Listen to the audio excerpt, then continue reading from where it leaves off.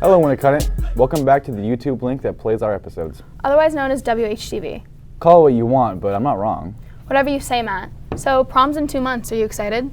Cannot wait. I'm seeing all the promposals happening, and I'm getting excited. Well, you should be hyped since you're going with me, but I haven't seen many promposals yet. Let's be honest. You're more excited because you're going with me. But yeah, Hannah and Maggie did do a story on it, so you can see what you missed. Perfect. Since prom is approaching, many students have come up with captivating ways to ask their dates to prom. These so-called promposals are all unique and each have their own special meaning. So let's see how all these are going. I have a chalkboard wall in my kitchen and I wrote prom across it, and I put up some balloons, and I made a chicken parm dinner with candles laid out on the table, so when she walked in she saw it. No, I thought we were just hanging out for Valentine's Day, so no, I wasn't expecting it. Just thought for a little bit. My parents helped me out a little bit. I decided to fill up 150 balloons and fill her car with them, or as many as it took to fill up her car. I called Anna, and she came over, and on a Wednesday we filled up all the balloons. First we went to the Dollar Tree and bought like $20 worth of balloons. And on a Friday, Eva came over and I took her out to get ice cream. On our way back from Stillwell's, I wasn't really expecting anything. And while we were gone, my sister went out and poured all the balloons in her side of her car. And we got home and he told me to look in my car, and there's a ton of balloons. And when we came back, I was like, oh, what's in your car? And then Eva opened up the door and balloons came out and she was excited. And then that's when I knew he was asking me to prom. And I said yes. Well, I got a voice recorder and I put it inside of a Build-A-Bear. And then when she took it out of the box, it said, "Will you go to prom with me?" You know, my mom gave me the idea, to be honest with you, but worked out. I didn't know when it was coming. I knew he was gonna ask me, but I didn't know when, so. Well, it looks like so far all of these promposals are going smoothly. From WHTV, this is Maggie and Hannah. Wow, those were fun. I can't believe I missed them. But none were as good as mine. Yeah, whatever. Yours was good. Yeah, I just wish I incorporated music into it more. Why is that? Well, I love music, all kinds of it, and it would have been right in line with the Music in Our Schools month. March marks Music in Our Schools month, which is the annual event that pushes the idea of all music for all people. It encourages students to learn and appreciate music and music education. The National Association for Music Education provides free lessons to teachers all across the country during this month to further inspire young musicians. This past Monday, our very own chorus was found singing in the Octagon during break, a great example of what this month is all about.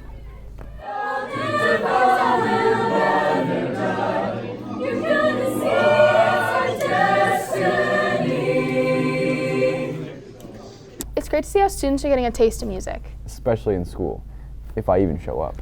Why? Got a case of senioritis? Of course I do. It's trimester 3, but I can't be the only one, right? You definitely aren't. Caroline and I just did a whole story on it. Well, let's see it. Oh, geez, I gotta go. What are you talking about? It's 12:30. It's time to leave. Yikes, senioritis really has set in for you. As we are going into the 3rd trimester, we will eventually have to say goodbye to our seniors. Being a senior can come with a lot of stress and senioritis. Senioritis is a real thing that is defined as a supposed affliction of students in their final year of high school, characterized by a decline in motivation or performance. We interviewed some seniors to see their take on this and if they are really struggling with senioritis. Yeah, I have senioritis. It was my superlative. I'd say that I have it pretty badly. This is my first day this trimester going to school. Some seniors say that senioritis is a disease, but is it really? I think that senioritis is a really bad disease, and I think it's contagious. Seniors say that senioritis is pretty difficult to avoid, and many teachers know that seniors will start to give up a little bit.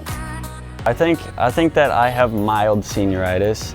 A lot of the times people describe it as like skipping school and stuff, which I don't do a lot of, but I do a lot of, like, one thing people talk about is not doing your homework. I don't do homework as much because I really, at this point, I just don't care enough because I know where I'm going to college and I know that they won't like say, oh, you can't come if you like get a bad grade. And my grades aren't really that bad, but they're not as good as they used to be, considering that now I have like an even easier year than I have had in the past.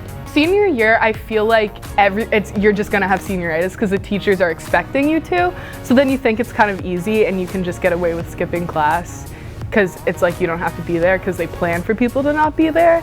But you should still be there because you get behind super easy and senioritis is totally real. For some seniors, the dwindling lack of motivation is starting to impact their quality of work and grades. I think that I'm suffering from senioritis in the way that, not that I'm skipping school a lot because I still come to school, it's just I don't want to do my homework or any work outside of school at all. Yeah, my grades are definitely worse than first try because I kind of stopped doing a lot of my homework and that made me suffer. Seniors are starting to receive acceptance letters or even making decisions about where they hope to go next year.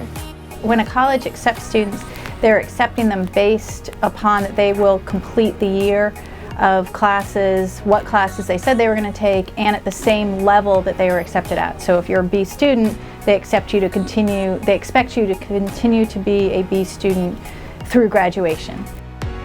Mrs. Schaffner also says that there can be consequences for students who do poorly in their last trimester.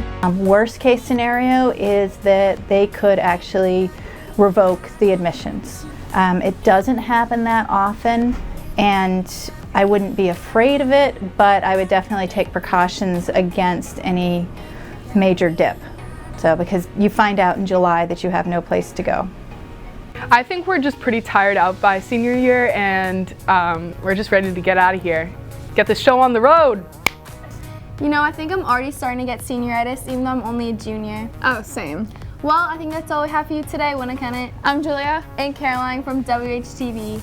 I told you I wasn't the only one. Oh, you decided to stick around? Well, yeah, I just grabbed lunch, of course. Wow, you actually got up and got food? Unlike you. Well, that's just because March Madness is going on. For 3 weeks, I'm locked to the TV. Then your bracket should be perfect, right? Oh, God, no. Did you know the chances of getting a perfect... Stop. You already did a story on this, so let's just end it with that one. The month of March is here, and with that comes the annual NCAA men's basketball tournament. 64 teams battling it out in a single elimination. There is a first 4 round consisting of 8 teams that are on the bubble. The 4 winners proceed to a round of 64, where the tournament begins. After that, the second round of 32, to the Sweet 16, Elite 8, and the Final 4. The 2 winners of the final matchup play for the title game in a set location. The tradition goes that fans of the sport will fill out the massive bracket with their own predictions of who will win every matchup, all the way up to the championship game. This goes all the way back to 1977, when the first ever NCAA bracket pool was made at the bar in Staten Island, New York. At the time, there was 88 people who participated, but now the bar has become so popular because of that, over 150,000 people submit their brackets to the bar every year. Most of these teams have never played each other, which is why it's so hard to predict who will win. The madness is the odds of perfectly predicting the bracket, which is right now standing at 9.2 quintillion to 1, which means there are out of that many different combinations to fill out one bracket. This also means you have better odds of being hit by lightning 3 times in 1 year. Because these odds are so astronomical, picking the right team to win is a toss-up, literally. Let's look at how people are filling out their brackets this year. Now I just base off, historical records, I guess, who I know is typically good, who does well in the tournament. Frankly, I'd probably be better off if I just picked which one had a fiercest mascot. I put in 4 this year. I've never won. I like to watch Villanova and Syracuse, so that's my base. Sometimes I just do random. I don't really have a method. Like what I'm feeling at the time when I'm picking. Yeah. Over the course of the season, I watch pretty much all the teams play, and for the ones that I don't get to watch during the regular season, I'll watch after the season's over from their season, so I can kind of know about every single team in the tournament, so I have a good idea who the best players are, what they're good at. My friend Brendan Anderson's allowed to watch with me because we're both similar. We like to watch the games together. Usually it's just me and Brendan, maybe some other select few. Watch in my own house though, for the most part.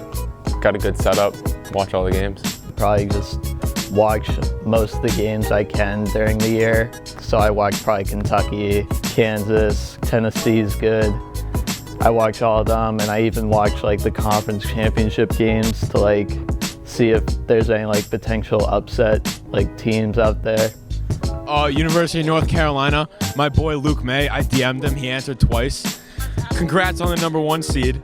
I said, I'm your only believer. We're boys. He said, thanks, man. We will do our best. Duke Blue Devils. I got Duke with Zion Williams. UNC. I have Tennessee winning my bracket. Virginia, Michigan State, Tennessee. I have Gonzaga winning it all. Duke. UNC all the way. Gonzaga's definitely winning. I got Michigan State winning it all. I have Villanova winning it all. I'm picking LSU. I had Bradley making a nice run. I have North Carolina winning. I got UFC winning with my man Taco Fall.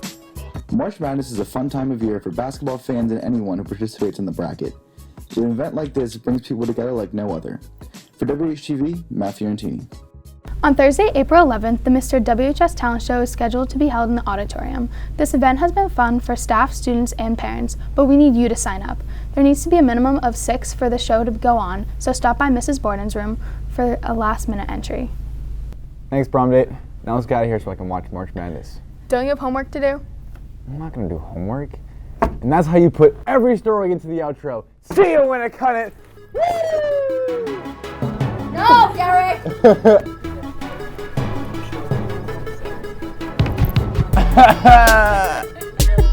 He's dying. Yo! Am I gonna be Turn it upside down.